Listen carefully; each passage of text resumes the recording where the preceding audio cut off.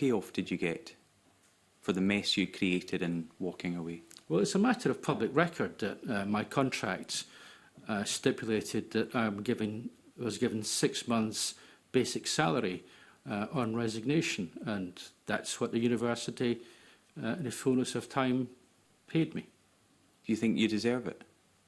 That was my contractual obligation. It was their contractual obligation and mine. And my question is, do you deserve it? Well, that's a very loaded question, Convener. It's a very simple, straightforward question. Let's be clear, it's over £150,000 to walk away from a university you almost destroyed. Did you deserve £150,000 for doing that?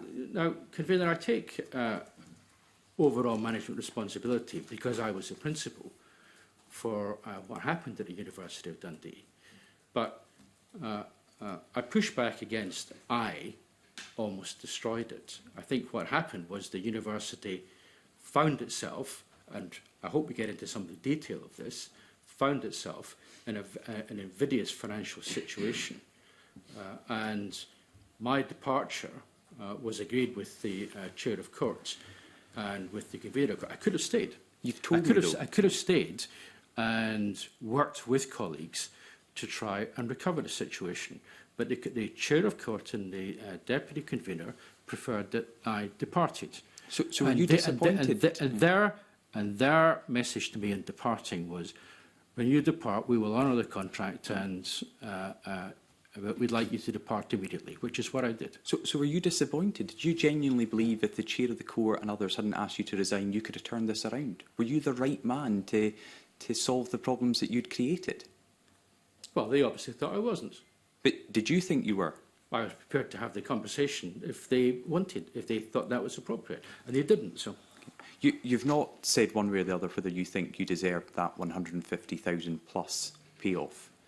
Given everything that's gone on, everything you've hopefully read, even though you didn't watch your evidence yesterday, everything you've heard from your former colleagues, from students who trusted you to lead their university, at any point have you considered paying that money back? That was a contractual obligation from the university, from my employer, to me to move.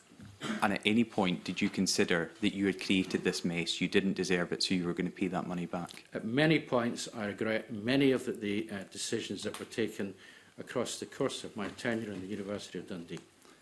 But you don't regret them enough to pay back £150,000? Well,